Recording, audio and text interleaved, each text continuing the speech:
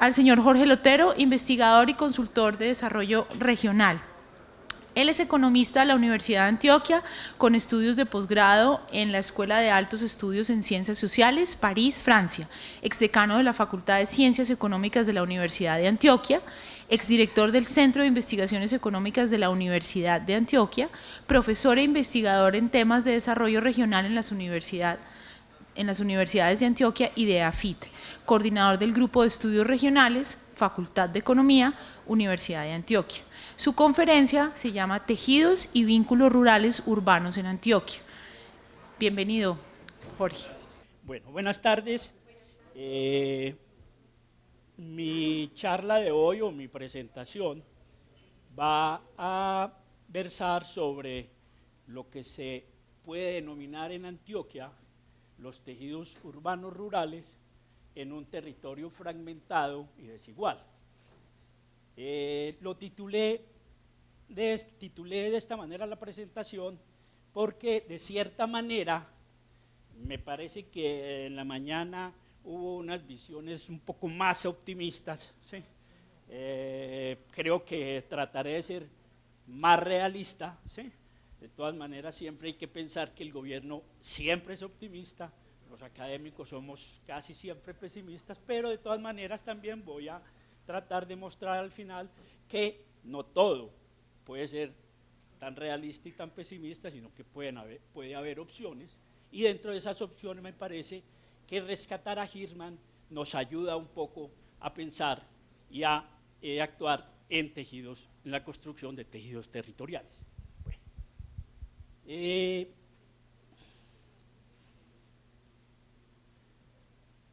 encontré un fragmento de un capítulo que publicó El País de España, de la última, de Olga Tokarczuk, que es la última Premio Nobel de Literatura, que me pareció como bastante coincidente con lo que están planteando Juan Carlos y Olga Lucía sobre los tejidos.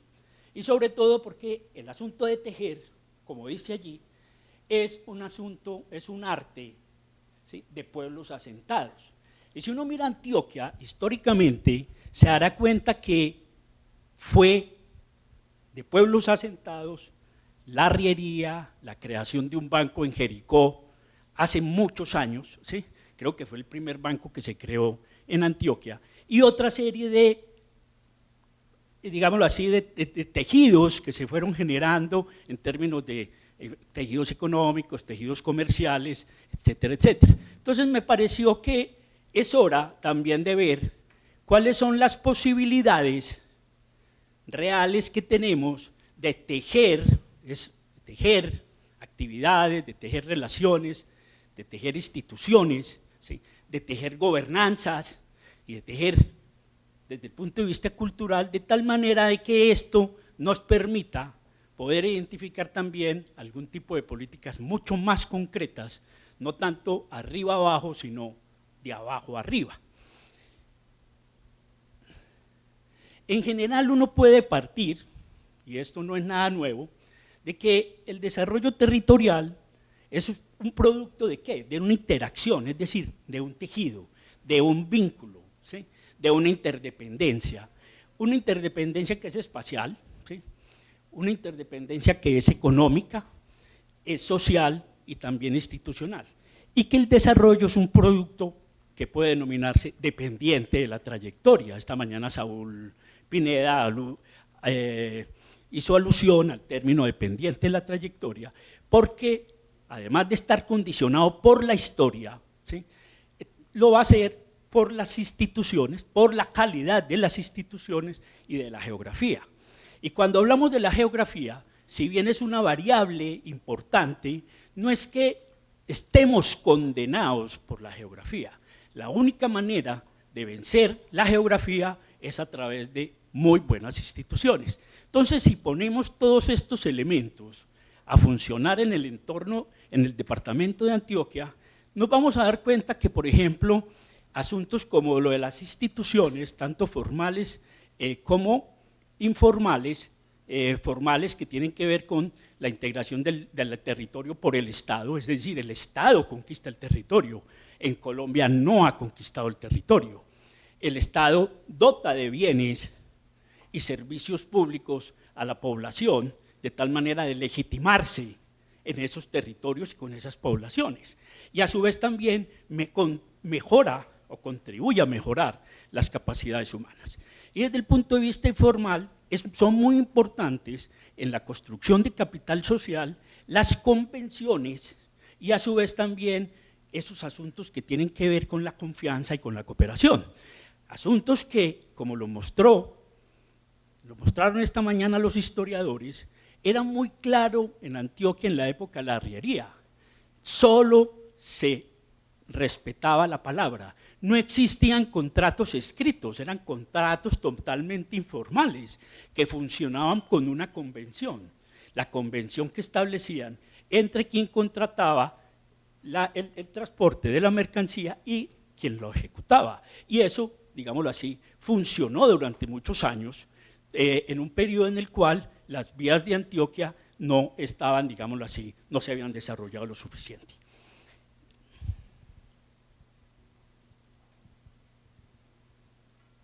Siempre me olvida. Bien. ¿Cuáles fueron? No me voy a detener en esto, pero creo que esta mañana se mencionó bastante los hechos históricos que van a marcar el camino hacia lo que podemos denominar un epicentrismo regional, ¿sí? Va a ser principalmente la crisis de la economía minera a fines del siglo XVIII, la colonización antioqueña hacia los territorios del sur de la provincia de Antioquia, que de cierta manera a partir de allí surgió esa inserción tardía de la economía colombiana y también de la economía antioqueña, sí, a través de la caficultura, la transformación estructural por efecto del desarrollo industrial acelerado entre 1940 y 1970 y fines de los 70, cuando ya entra en la crisis, la sustitución de importaciones y finalmente la urbanización acelerada desde 1953, ¿sí?, hasta fines de los años 80, que ya muestra, digámoslo así, ya los flujos migratorios por efecto pues, de lo que se había conocido como proceso de urbanización, se empiezan a morigerar. Y en ese sentido se pasa propiamente a una transición demográfica en la cual ya comenzaron a caer de manera significativa las tasas de crecimiento poblacional y fundamentalmente estabilizarse en muchas partes, en muchos municipios de Antioquia. Entonces ese aspecto es importante tenerlo en cuenta. En segundo lugar, la geografía física, ¿sí?, va a ser muy adversa al desarrollo, ¿sí? Puede uno estar de acuerdo en que los antioqueños siempre buscaron la manera de salir y de vencer esa geografía. Sin embargo, lo hemos hecho a un costo supremamente elevado. Y de cierta manera uno pudiera llegar a la conclusión de que parte de esa deficiencia vial que tenemos y que nos ha generado un aislamiento en relación al país, va a ser producto de esos elevados costos, pero no solamente de eso, sino que va a ser producto de la persistencia o prevalencia de unas instituciones extractivas y excluyentes. Posiblemente algunos no estarán muy de acuerdo con eso, pero yo considero que Antioquia es uno de los departamentos con un tipo de institución extractiva fuerte a nivel del país.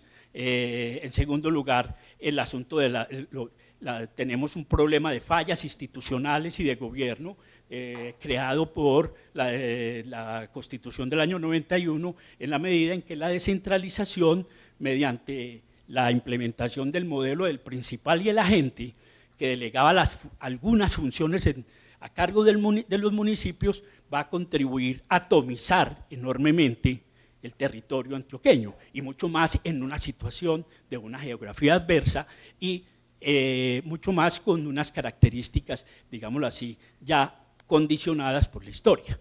En la debilidad que ha tenido el Estado, ¿sí?, y en este sentido me remito no solamente a la nación, sino también al gobierno departamental, para conquistar el territorio en la dotación de bienes y servicios públicos, y finalmente los fallos de coordinación. hay unos grandes fallos de coordinación, no solamente entre niveles de gobierno, sino entre actores, instituciones, etcétera, etcétera.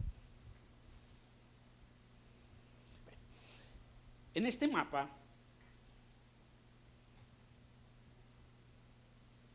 estoy tratando de... Bueno,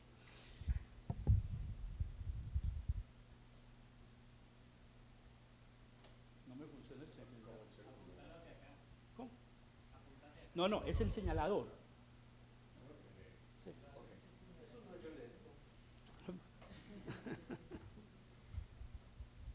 ¿Dónde está?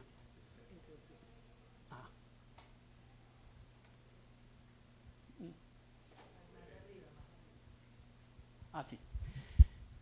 Uno de los aspectos que les estaba comentando es que observen, esta es la red, digámoslo así, de ciudades en Colombia, en donde en Antioquia vamos a encontrar de cierta manera un rompimiento de dicha red, es decir, lo que uno pudiera denominar un tejido urbano nacional se rompe mucho en Antioquia y está bastante conectado con el sur del país, poco conectado con el norte, ¿sí?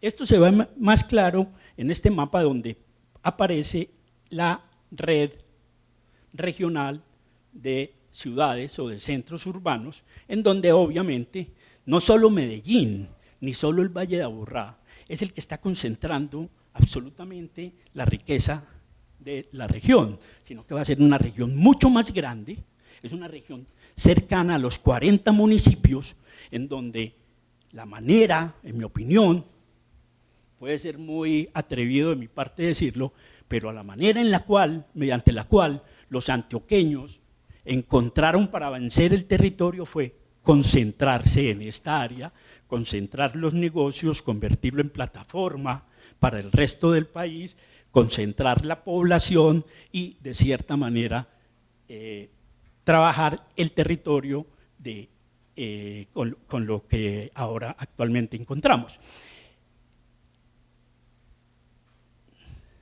Eso ha llevado a lo que podemos denominar una fragmentación territorial, ¿sí?, en los vínculos urbanos-rurales, perdón. Con ayuda de digámoslo así, un modelo muy sencillo que se llama modelo de potencial de mercado, donde se establece la relación, la capacidad de atracción de un municipio, que va a depender de dos variables. Va a depender de una variable de masa, que puede ser la población o puede ser el valor agregado, o sea, el tamaño económico del municipio, y que guarda una relación inversa con la distancia.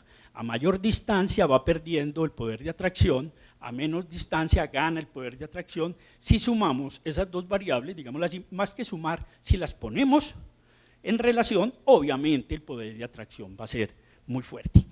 En el primer mapa podemos distribuir los potenciales de mercado de todos los municipios de Antioquia, que lo hicimos para un estudio de impactos de autopistas de prosperidad, que lo presentamos hace unos 4 o 5 años, en donde se muestra más o menos por cuantiles cuál es la distribución que puede haber desde el punto de vista de potencial de mercado de la riqueza de Antioquia, en términos de capacidad de atracción. Pero lo que interesa más es este otro mapa, que se construye con técnicas también de estadísticas de conglomerados, es decir, de construir clúster que fueran lo suficientemente homogéneos de tal manera de darnos una mejor imagen de en qué región estamos operando, de qué región estamos hablando. Y esto nos muestra claramente que esta región, la región que está coloreada en rojo, es una región supremamente amplia que no solo va hasta los límites del Valle de Aburrá. Esta región acoge, ¿sí?, o absorbe municipios del oriente cercano, del suroeste cercano, del norte cercano, ¿sí?, y de otra región, me parece, del nordeste, y de tal manera de constituir un gran conglomerado que es la región metropolitana central de Antioquia. ¿Cuáles municipios resaltan? Van a resaltar dentro de lo que podemos denominar periferia, porque esto es un modelo centro-periferia. Si uno lee a Krugman o si lee a los geógrafos económicos, se dará cuenta que este es un modelo típico centro-periferia, donde las zonas rurales funcionan como periferia, como fuerzas centrífugas, y esta gran región como una gran fuerza centrípeta que está atrayendo recursos de capital y recursos de población. En este sentido tenemos tres áreas. Esta área que va a ser, digámoslo así, el área de influencia de Apartadó, conjuntamente con Turbo, Carepa y en menor medida Chigorodó, que conforman una especie de región metropolitana intermedia en Antioquia, ¿sí? Y hacia el norte del departamento, en los límites con Córdoba, a Caucasia, que es una población, digámoslo así, mucho más menor, ¿sí? Pero que de todas maneras tiene unos vínculos fuertes con el norte, el sur del departamento de Cauca y de cierta manera con el sur de Bolívar, ¿sí? Y muy asociado a no solo la minería legal, sino también la minería ilegal y los cultivos ilícitos, ¿sí? Entonces esa zona, y eso lo está mostrando, lo ha mostrado los últimos datos del DANE, donde algunos de estos municipios están atrayendo población, es decir, ya no son expulsores de población y son atrayentes de población de otros municipios. Antioquia siempre se distinguió históricamente porque solo atraía población de su propio departamento, lo cual ayudó un poco, digámoslo así, a crear esa identidad antioqueña, pues solo nos relacionábamos con antioqueños, ¿sí? Y de cierta manera muy poco con los chocuanos. Venían los costeños a estudiar a los colegios, ¿sí?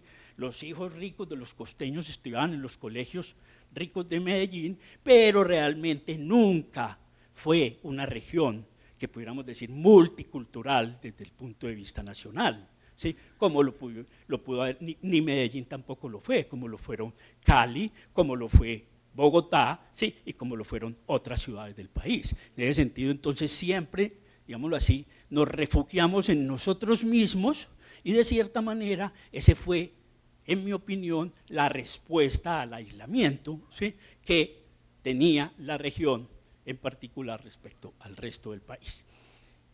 Un asunto que se me olvidó mencionar es que se ve en este mapa, es que fíjense que en el sistema urbano nacional, siempre cerca a una gran ciudad hay otra gran ciudad. En Antioquia no. En Antioquia las dos únicas ciudades mayores o que se acercan a 100.000 habitantes son Apartadó, Turbo y Caucasia. Y Caucasia no llega ni siquiera a los 100.000 habitantes, tiene 85.000 habitantes según el último censo, ¿sí? Eso es un factor de rompimiento de la red, es un factor que de cierta manera ha impedido que también no se difundan los vínculos entre Medellín y las zonas rurales del departamento. Además, toda la red vial va a estar orientada desde sus inicios a relacionar a Medellín, cuando surgió como epicentro regional por la crisis de la economía minera a fines del siglo XVIII, con el exterior, ¿sí? Aquí se relacionaban mucho más fuertemente las grandes familias con el exterior que entre las familias mismas del departamento o de la ciudad, ¿sí? Ahora, Medellín, ¿por qué se convirtió en la gran ciudad en relación a Santa Fe de Antioquia? Pues estaba en un valle bonito, agradable, de un clima benevolente, menos plagas, ¿sí? Era rica en tierras, ¿sí? Estaba al lado del río, pero a su vez tenía otra ventaja. No fue una ventaja simplemente porque aquí vivían los comerciantes, fue una ventaja porque era más fácil salir al Magdalena por Medellín que salir de Santa Fe de Antioquia. Santa Fe de Antioquia tenía grandes dificultades de conectarse al Magdalena a través del Cauca, porque el Cauca siempre ha sido un río bastante caudaloso y entonces tenía grandes dificultades y por consiguiente ese papel de capital provincial sí que había venido ganando Medellín desde el punto de vista de sus ventajas va a ser confirmado más adelante con la colonización y cuando definitivamente en 1826, si no estoy mal, queda erigida como la capital de la provincia de Antioquia. Bien. Entonces, volviendo un poco, vamos a encontrar que tenemos una fragmentación territorial en tres grandes ámbitos territoriales, llámese en subregionales, pero en general yo quisiera llamarlos grandes ámbitos territoriales. Una región metropolitana, imaginémonos que Antioquia es una ciudad, ¿sí? Y en esa ciudad tenemos los barrios donde habitan los ricos, rodeados de clases medias, ¿sí? Entonces tenemos el caso de los 40 municipios que les acabo de mencionar, ¿sí? Medellín, Valle de Aburrá y otros 30 municipios de esas subregiones. Tenemos la periferia rural, donde esa periferia podemos identificarla como aquel territorio de muy bajo ingreso, ¿sí? Y entonces encontramos, primero que todo, unos territorios alrededor de ciudades intermedias que ya les mencioné, Caucasia y el conglomerado urbano de Urabá, y los territorios rurales dispersos, ¿sí? Que pudiéramos denominar, hay algunos de clase media, pero muy vulnerables, que son los centros subregionales, que están perdiendo peso en la estructura urbano-regional del departamento. Es decir, hay otros municipios que empiezan a hacerle competencia a esos viejos centros subregionales que en el caso de algunas políticas o algunas propuestas que se hicieron a fines de los años 80 y a principios del año 2000 eran considerados como las futuras ciudades intermedias del departamento, futuras ciudades intermedias que nunca pudieron ser construidas, nunca pudieron ser, digámoslo así, desarrolladas a partir de la política pública, como se esperaba, porque la política pública no solamente era muy débil, sino que a su vez, ¿sí?, la fragmentación del territorio no lo permitía.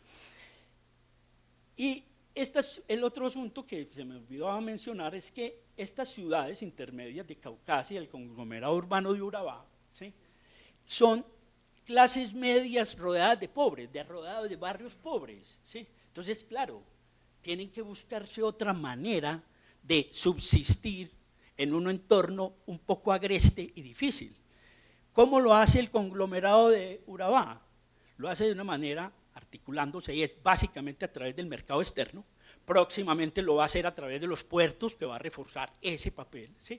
Mientras que Caucasia, como está en una zona minera principalmente, ¿sí?, una zona desconectada del resto del departamento, va a hacerlo a través de la conexión que tiene a través de las vías con el sur de Córdoba y el sur de Bolívar, ¿sí? Entonces, en ese sentido, es que vamos a tener una serie de vínculos, un conjunto de vínculos muy diversos dentro del departamento que podemos agrupar en tres grandes vínculos urbanos rurales. Bueno, no entremos en esos detalles de cifras. Nosotros, en ese estudio de autopistas de prosperidad, tuvimos información de la encuesta Origen-Destino, realizada para todos los municipios de Antioquia. Tuvo fallas porque subestima el papel, subestima los flujos de comercio y los flujos de pasajeros del Valle de Aburrá, ¿sí? Pero a pesar de eso va a mostrar unos asuntos bien interesantes. Bueno, y no consideró los flujos del comercio exterior, porque no consideró los flujos de transporte de carga hacia los puertos. Esa es una gran falla, ¿sí?, que no nos permite, digámoslo así, medir de cierta manera con cuáles son esos vínculos que son importantes posiblemente para el Valle de Aburrá, y solamente va a estar apareciendo muy fuertemente los vínculos de Urabá. Entonces, de acuerdo a esto, a una clasificación, a esta clasificación que hacemos del territorio, a esta tipología, de acuerdo a unos rangos de transporte de carga, vamos a encontrar que esta región central, ¿sí?, va a concentrar la mayor parte de los flujos de carga del departamento. Perdón, estos son pasajeros, esta es la de carga. observen la de carga, ¿no es cierto? Y vamos a encontrar, digámoslo así, como unas islas. De todas maneras, aquí puede haber una especie de continuidad, pero hay una franja, ¿sí?, bastante importante del territorio que de cierta manera va a mostrar una menor conexión desde el punto de vista del flujo de transporte de carga, que van a ser estos municipios que aparecen en blanco y aparecen en amarillo, ¿sí? Fíjense que los flujos de carga de Urabá, ¿sí?, el flujo de carga de Caucasia son muy fuertes, pero el flujo de carga de Urabá va a ser principalmente un flujo de carga, el 90% proviene de su propio territorio, es decir, de su propia subregión, ¿sí? Y ese flujo de carga obviamente está muy emparentado con el carácter extravertido, ¿sí?, que tiene la región hacia el exterior por la producción, la exportación de banano y plátano, ¿sí? Es por eso que tiene una ventaja comparativa bastante importante para la localización del puerto de Urabá. En Caucasia el flujo, digámoslo así, es más limitado. También en una gran proporción proviene de su propia área de influencia, ¿sí?, pero no en un área de influencia tan amplia como la de Urabá, ¿sí?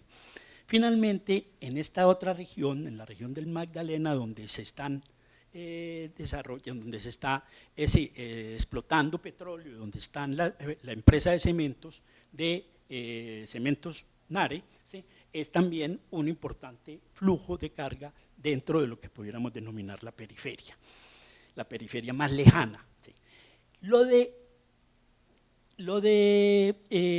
Al mirar los flujos de pasajeros, lo que vamos a encontrar realmente es, miren cómo los flujos de pasajeros se concentran en la región central, ¿sí? A partir de unos ciertos límites comienzan a decrecer, ¿sí?, y en los extremos. Eso lo único que está mostrando es la poca relación o la débil relación que existe a través de la red vial de los flujos de pasajeros, de los desplazamientos que puedan hacer los habitantes de los distintos municipios, ¿sí?, y sobre todo los problemas que se presentan para el acceso de la población a los distintos servicios, ¿sí?, a los bienes públicos y a las oportunidades para mejorar sus capacidades. Miremos, hay una relación, hay un vínculo que, como les decía anteriormente, podemos establecer entre los bienes públicos y la población. El Estado se legitima, ¿sí?, a través de la dotación de bienes públicos y de cierta manera, a través de esa relación, es que obviamente va mejorando las capacidades no solamente públicas, las capacidades humanas, sino también las capacidades institucionales del Estado. En este mapa es un poco parecido a lo que nos mostró esta mañana Rafael, ¿sí? Nosotros lo organizamos de acuerdo a los factores que en teoría son los determinantes de la productividad o de la competitividad en sentido amplio, o como puede denominarse, desarrollo. Yo personalmente creo que hablar de competitividad es una forma figurada de decir el desarrollo, ¿sí? Son los mismos factores. Simplemente el Foro Económico Mundial nos puso a hablar a todos de competitividad y todos terminamos hablando de competitividad y de cierta manera obviando los problemas del desarrollo, que tienen que ver mucho con la desigualdad y que tienen que ver mucho con los niveles de ingreso de la población y el acceso que puedan tener a los bienes públicos. Lo que muestra el mapa, ¿sí?, es que miren,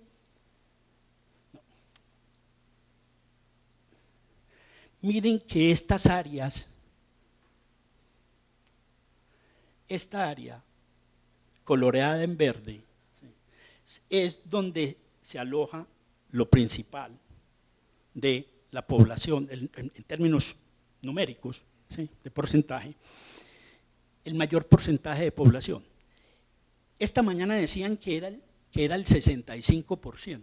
Mis cálculos muestran que en esta área se aloja cerca del 70% de la población o más, de que ya no concentra el 66% del valor agregado, sino que está concentrando el 75% del valor agregado, ¿sí? En esta área está circulando más o menos el 60% de toda la carga y de todos los pasajeros de Antioquia, con la particularidad de que transitan dentro de esta área. Transitan dentro de esta área no para buscar propiamente un mejor acceso a los bienes públicos, sino porque los antioqueños también bastante, digámoslo así, conservando su identidad y su tradición, pues a todos nos gusta tener un pedacito de tierra como segunda residencia. Entonces encontramos la manera de no viajar tan lejos y tenemos la segunda residencia en esta área, a una distancia más o menos de 1 hora y media. ¿Sí? A los antioqueños no nos gusta ya desplazarnos, eso es un asunto, ¿sí?, de los ancestros. Eso era un asunto de los antiguos pobladores, pero a los paisas definitivamente no nos gusta desplazarnos, ¿sí? Y más recientemente con la globalización preferimos tomar avión, ¿sí?, para desplazarnos para cuando vamos al resto del país. Estas áreas, fíjense, esta área en rojo, aquí aparecen, perdón,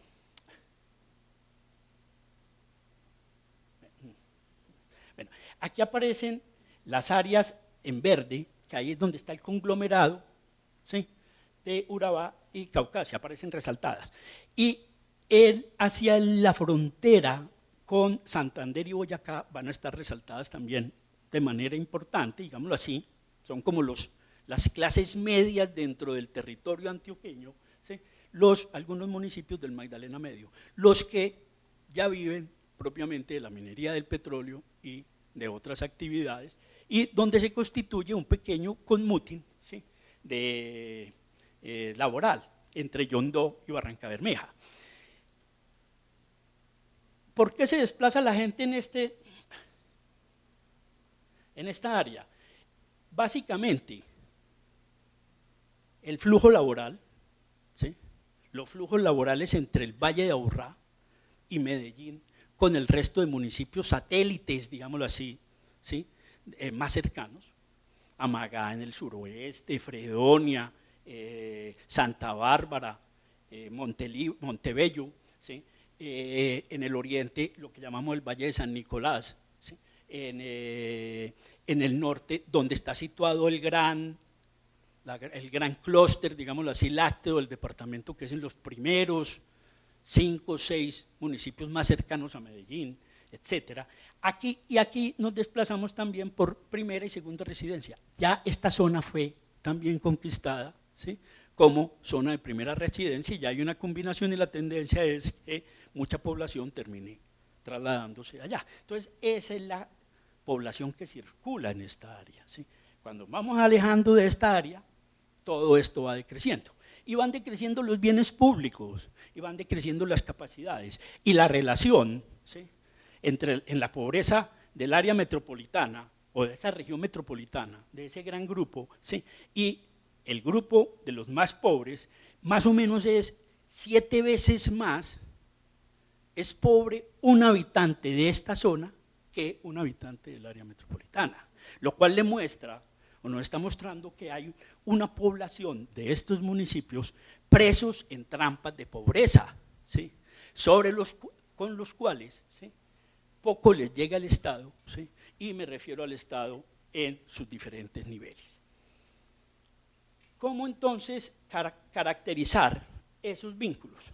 La región metropolitana es de vínculos densos e intensos, ¿sí?, el ámbito donde la mitad de la carga del departamento transita por el 12% del territorio departamental, ¿sí?, el 90%, lo que les decía anteriormente, tiene su origen en la misma región, ¿sí?, y hay un conmutin, ¿sí?, en contexto local, un conmutin importante en el contexto local, pero también nacional, ¿sí?, porque entonces es una gran zona de conmutin, ¿sí?, donde hay un mercado laboral ya muy articulado, ¿sí?, entre oferta y demanda, entre la oferta de Medellín o la oferta del Valle de San Nicolás con la demanda y la oferta, con las demandas de estas dos subregiones. O sea, hay un volumen interesante de población que viaja todos los días hacia Río Negro y hacia otros municipios cercanos, pero no solamente hacia Río Negro, hacia los municipios cercanos del suroeste, hacia los municipios cercanos del norte, etcétera. Y lo que les decía, primera y segunda residencia, y el turismo también tiene que estar bastante cerquita, ¿sí? Ya se me acabó el tiempo, sí, bueno. En el ámbito periférico, en este ámbito periférico intermedio, 5 minutos voy a tratar de terminar, están lo que ya les comentaba de lo de Urabá y Caucasia, ¿sí? En donde básicamente tienen origen los flujos de carga y de pasajeros dentro de las mismas subregiones, y aquí está el ámbito disperso. Voy a terminar con dos diapositivas. La primera, mire, hay varios mensajes que nos envía la teoría sobre qué camino tomar alrededor o con objetivos de desarrollo.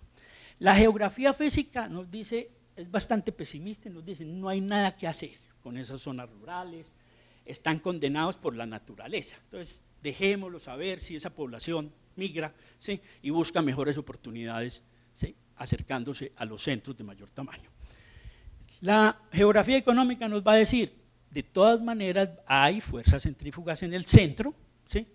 Que van a aparecer, ¿sí? Y aparecerán más rápido en la medida en que se den las famosas profecías autocumplidas que mencionaba Krugman, de que si todos pensamos que va a haber una fuerza centrípeta en el centro, pues esta realmente se realizará y los empresarios y la población terminará desplazándose hacia las zonas rurales. ¿Qué nos dice la ortodoxia económica? Nos dice, básicamente, la teoría del goteo. Dejemos, la periferia no existe, esos son simplemente agentes no racionales, dejémoslos que el goteo termina por llegarles y termina esos habitantes por mejorar. Los de la planificación, muy sencillamente nos dicen, miren, el Estado es el que puede generar los polos y centros de desarrollo a través de ciudades intermedias, por ejemplo, ¿sí? Localizando infraestructuras duras, grandes empresas, intervención del gobierno o con lo que nos mencionaba esta mañana Saúl Pineda con las famosas zonas francas de una empresa. ¿Sí? Vamos a desarrollar el país territorialmente con zonas francas de una empresa que en el fondo no es sino una reforma tributaria. Mi planteamiento es recoger un poco la perspectiva de Hirschman y la perspectiva estructuralista, donde planteo que, como decía Hirschman, tener en cuenta la voz y la salida conjuntamente.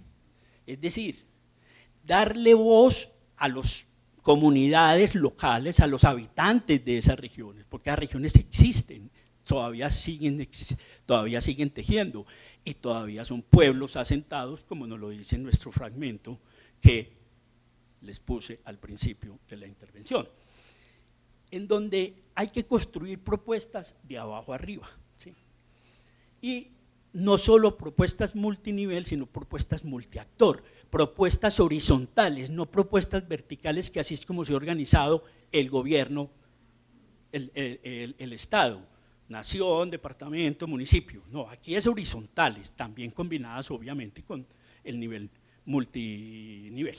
En segundo lugar, Hirschman fue el primero que nos empezó a plantear el asunto de los enlaces y los vínculos. Eso no es de Perú, eso es de Hirschman en 1957, que era un gran aventurero y se vino para Colombia, ¿sí?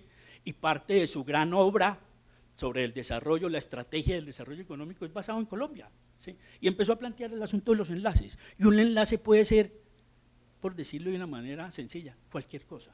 Una política, un sector, una empresa, ¿sí? Un grupo de personas que plantean, ¿sí? Una alternativa de desarrollo para su territorio, etc.